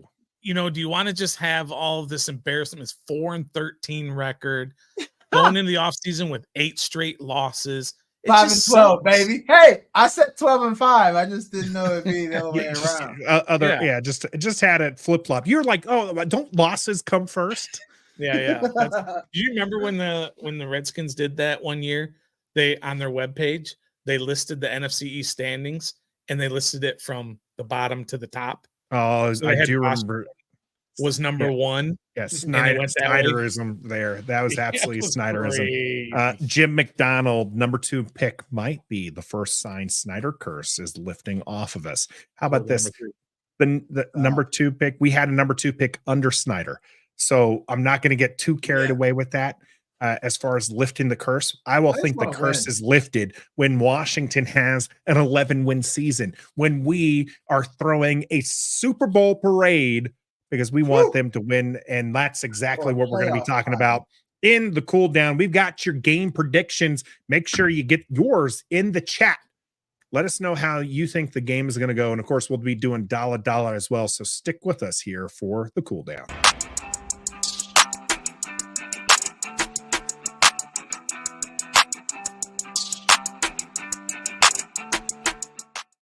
All right. So is Terry McLaurin going to get his 1,000 yards? Is Sam Howell going to play well for 4 quarters?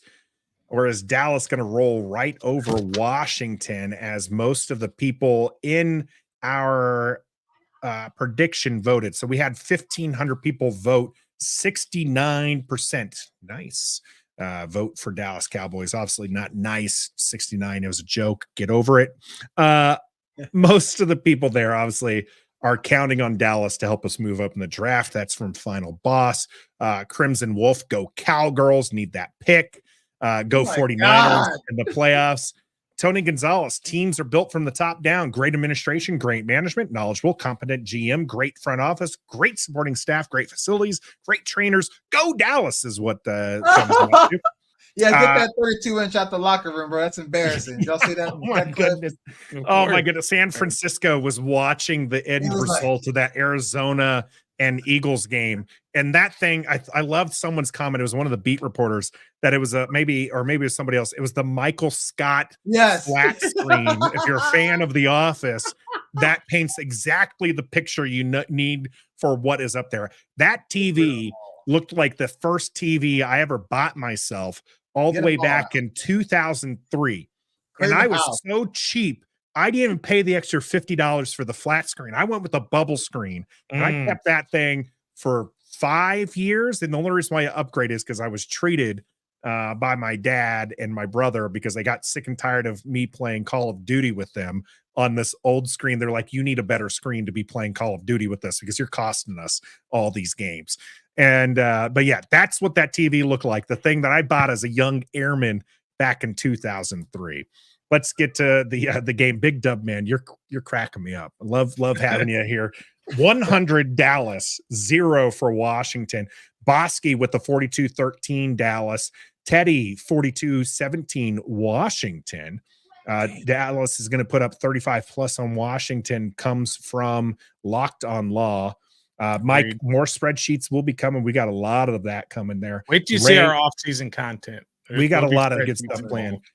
Ray, Cowboys 35-10. Trev, what do you have for this game? We're going to shock the world. Oh, here he goes. Love it. Love it. It looked like a football team on the last week and ruined Dallas's plans of playing at home during the playoffs. So Washington wins 27-24. Love it. Joey Sly, who hasn't seen the field in the field goal attempt in a while, is going to come out and prove that he still has some left in the tank, just not in Washington. He's going to be gone too. So TJ's with you, 29-28 Washington. Ooh. Grim going the other way, 35-20 Dallas. Number 2 pick. Here we come. The other Nathan with the positivity, 31-28 Washington. Last minute pass to Jamison Crowder. Oh my God! Can you imagine how still on this team? Yeah, dog. Keep their coaches punch for us. Sorry, he goes backwards. Yeah. Oh man, we're going to be doing our play-by-play stream, and we're going to go absolutely nuts if that happens. I will break something up here if that happens because I will just be. It'll probably be my back, but something's going to break up here. All right, let's not do this, Big Dub, because Stoner's already lost his 401k a couple times on this channel. Would hate for you to come back to us and let us know that you lost your mortgage on that. NCR, not a big believer in you, Trev, thinking that you remain in la land. Week 18. How about you, Stoner? Are you in la land with Trev? Come on with me, Stoner. It's nice. I just want to point out the some of the bets from last week. Oh no. And only because I had some really good ones, so I just want to toot my own horn. Yeah, I had 31-10 San Francisco and it ended up 27-10. It was pretty good. We had a lot of Jacoby bets in there, by the way. Obviously he didn't play. Stoner and Trev had Chase would have 0 sacks. You owe us $1 on that, Nathan. Yeah, 1 tackle. Stoner also said Chase wouldn't even register a statistic. I was really close. Really close. Trev had that Brock Purdy was going to sit, not because of injury. That happened. Sam Darnold played. And then Nathan said JFP would register a snap. I don't think he did he? Did he dress? I'm not even sure. No. Sorry, EP. All right. I'm going to go. I just don't think, Come on, regardless man. of what they want to do in this game, Eric Bieniemy is incapable of Oh calling it my god. works to Sam's strengths, or at least helps him along in terms of the run game and the quick pass. He's just incapable of doing it. We've been screwed Well, since week 2, and he just won't. And I'm not ready once in a to- while, he changes it, and the offense looks good, and then he just reverts back to his old self and just passing it all the time. As I said earlier, I don't think Sam Howell is confident. He's shot. He thinks he should be on the bench because he's already been benched, if not for injury to Jacoby. So I just think it all is going to add up. Dallas has something to play for big time. Last year, we'd like to say they had something to play for, but not really, because a lot had to go their way to give them what they needed. This year's a lot different. Their destiny's in their own hands. All they got to do is win, and they win the division. They get a home playoff game. So they're going to come out, and they're going to be firing. What has this defense at full strength done to stop anybody, especially Dak, in that Thanksgiving game? Now you're down 5 or 6 or 7 starters. It's going to be another ugly game, just like Thanksgiving. I'm going to go Dallas 38, Washington 3. Oh my that gosh. That bad? Have you seen this Oh, offense man. the last month and a half? We They put up can't 10 do against San anything. Francisco. And Yeah, they finished been with what? Pretty rough. 10. What did they finished with 10? We put up They did 28 the 10. week before that. Who they against? Jacoby But- did. Yeah, Jacoby did. Jacoby did all that work. This offense is just not capable of doing anything, Yo, especially Terry's against that not gonna defense. get 1,000 yards. 38-3. He might get his 50. That's my something yards. dollar right there. Terry But he- McLaurin will not get his 1,000 yards. Okay, I'm gonna go against you. He's I haven't gonna- even done my gag, but he's gonna get his 1,000. He might be the only wide receiver people throw to. And I do say people because who knows if Sam's gonna be in for the whole game. Yeah. Yeah. I But hear yeah, you there. they're gonna force feed Terry McLaurin. They're gonna And try they're gonna whatever it throw is. picks. Deron Bland's No, playing there might be across the 4 or line. 5 picks, but Terry McLaurin's still gonna get his 1,000 yards. Okay. To Stoner's point, by the way, it was a near 70%, 70-30 split on pass to run. And what was a close game? Like you wow. said, it was 13-10. It was 20-10 at the end of the third quarter. And even after the interception, it really didn't. I mean, then it starts to snowball a little bit because the team wasn't playing well. But I mean, up to 3 quarters, you have a close game, and it's nowhere near a What was the 50-50 percentage? split. Near 70. It was 69%. Unfucking believable. It was bad. It was bad. Gus Bus going with the heroics again, 30-24 in overtime. Would love to see that. We talked earlier, Locked on Law. I love this from Jim here from Twitter. Need the win-win, 21-20, good guys, and still get the number 2 Take it. pick. Love it. Would take it. We mentioned right before Ron Rivera took over this team, Washington finished their season against the Dallas Cowboys. Dallas Cowboys playing for something that season. We were playing Case Keenum as our quarterback. Adrian Peterson was our running back, our leading wide receiver that game. Anyone want to take a guess? Dontrell Inman. Yeah, I like that. Steven Sims Sims. Jr. That was my next guess. 5 catches, 81 yards, and a touchdown. Attaboy. The rest of these, by the way, Hale Hintage, Kelvin Harmon, Jeremy Sprinkle, Cam Sims, Adrian Peterson, Cam Chris Sims, Thompson he's are been the on like last ones to 13 register teams and something stuff. there. Yeah. I gotta get one Washington. more. Go ahead. Well, I haven't given my game prediction. we need his Washington prediction. lost this game 47-16 to finish 3-13 and secure the number 2 pick. Dallas Cowboys finishing their season 8-8. Washington, nothing to play for in that scenario. Washington, really nothing to play for in this scenario. The top of this has given the organization has decided we're tanking. They've put players on IR because they had a hangnail. They have sat, players who could potentially win a game for hamstring injuries. the people from the top had said, do everything you can to hamstring Ron Rivera and this team to win. And we saw that, right? You see Sam Howell play okay. Locked on Law was trying to say he didn't play good. And I didn't say he played good. I said he played well, and he did. Through 3 quarters, he didn't throw up over himself. The 4th quarter, he lost his dang on mind and his confidence. Ron Rivera is in a position. This team is in a position that it's them versus the world right now. Dallas has not just everything to play for. Stoner, you can downplay it all you want. They wanted to win that game last season. Dallas did, against Washington.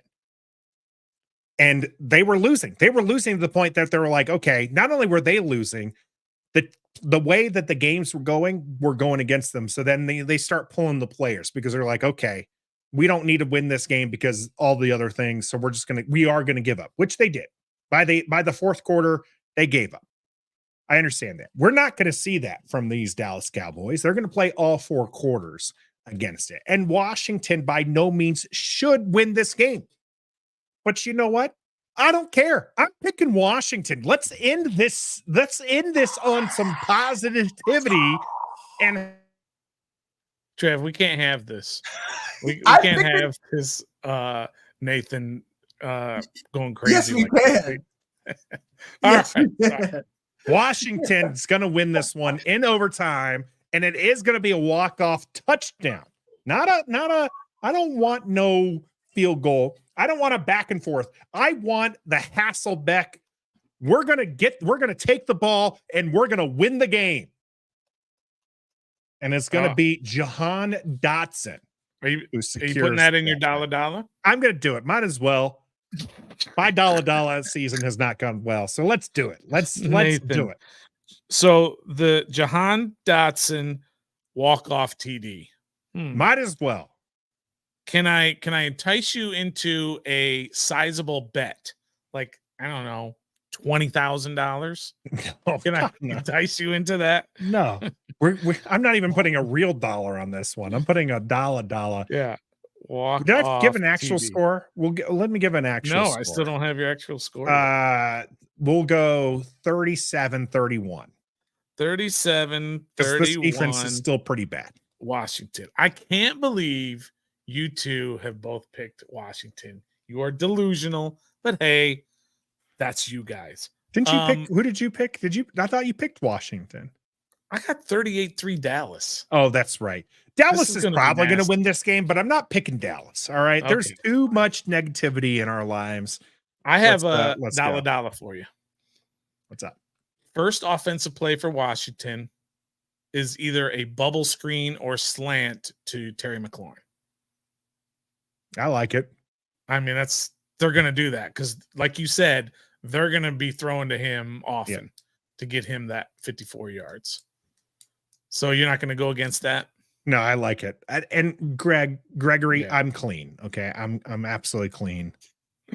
And this is true, Grim. Positivity will start on Monday. That's just one additional day. You're right. We'll have plenty of time in the off season for that. But I wanted it one last time in the season. Trev, force feeding Terry McLaurin first play of the game. You like it?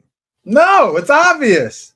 Establish the run game and make it easier for Terry McLaurin. I'm sorry. What? From Eric Bieniemy, establish the run game? Did you not just listen to me tell you that he ran the ball 30% of the time? I know, but that was never out of hand until the 4th quarter. Can you repeat it? We've been doing this all season long. Run the ball. He needs to do that. He's not done it once. He's all of a sudden going to flip the script and be like, you know what? Trev from Ref the District said, run, establish the run. You know what? I didn't think about that. Thank you, Trev. In all my years watching Andy Reid, I never thought establish the run. Neat concept. I mean, it's your last days in Washington as the OC, probably. So just give the people what they want and run the damn ball. If it's your last day, you just do whatever you want then. Well, he's been doing it all season long. Maybe this time he just listen to the people and don't force. I mean, the Cowboys, they know that.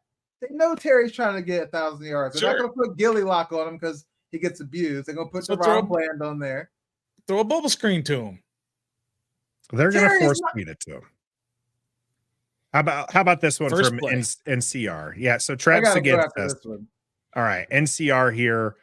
Here's a better dollar for Jahan Dotson. 2 targets to Dotson from Howell. I'll take the under.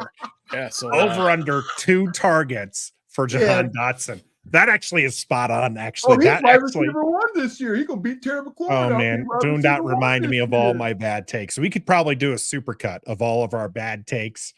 you'll be able to do a mini cut with mine because there's very few. I have very few. Just because you're not bad bold takes. enough. Dallas, You're not bold enough. All right, Trev, thanks for joining us. You guys. We'll see Later, him Trev. next Wednesday, as we are live every Wednesday here on Ref the District. We bring you content every day of the week. It is going to change for the off season. We have different plans, and we'll talk about that, or maybe make a community post with a neat graphic on what you can expect and when you can start expecting it. But we're talking the Dallas game here. If we have more dollars come in, we will take them. We will be live for the play-by-play and the commentary. So do join us on Sunday, because that will be a lot of fun as well. There may be alcohol involved. Probably. There was supposed to, I told them on Sunday against the 49ers. I said there was supposed to be alcohol, but I said because I was doing it solo. Yeah. I said I can't, I'm not going to be able to make it all the way through.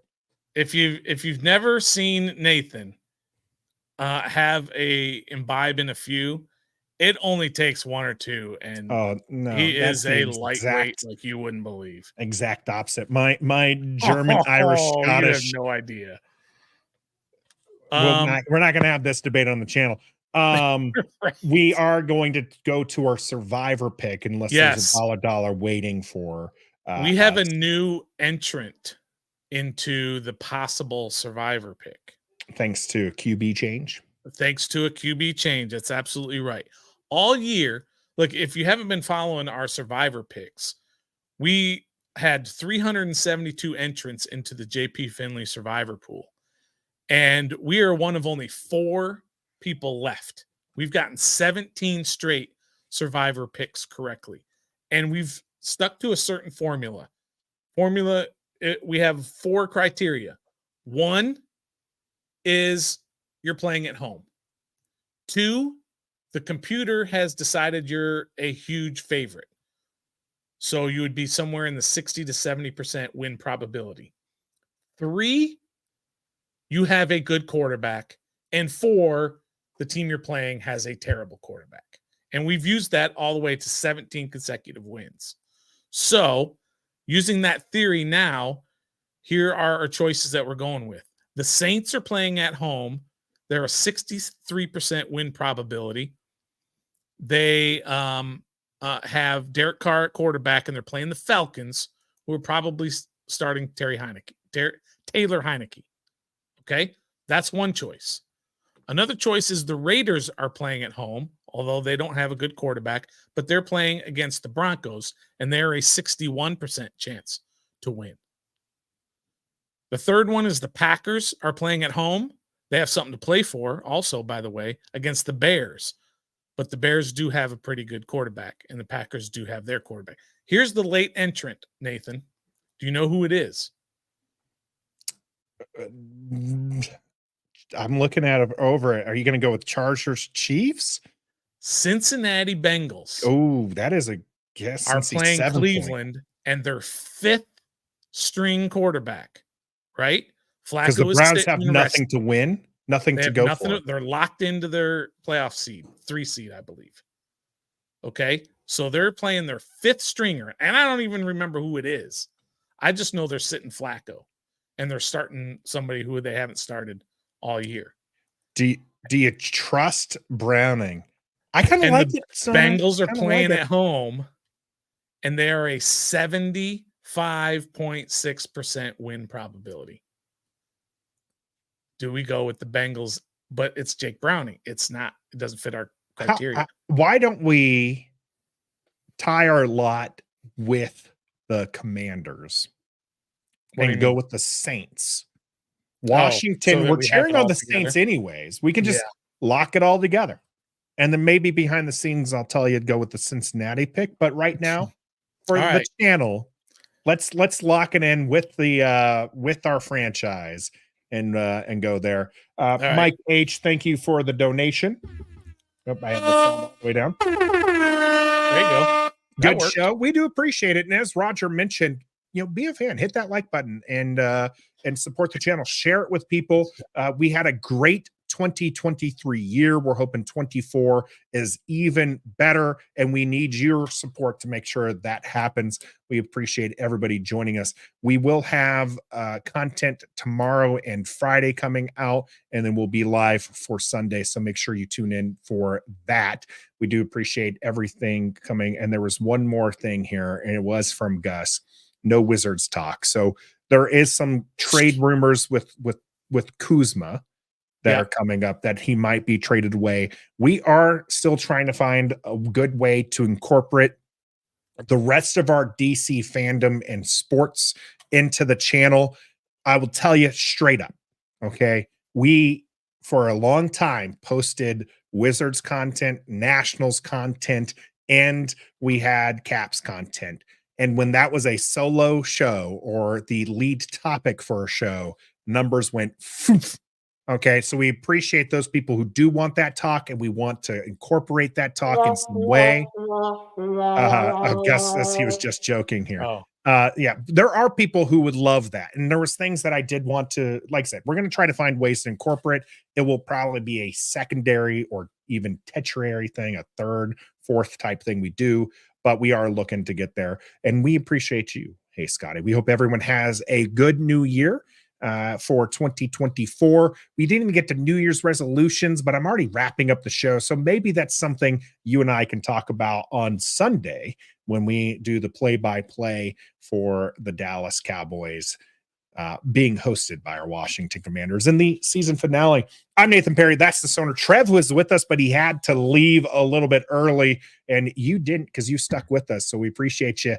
And until next time, beat Dallas. be a fan.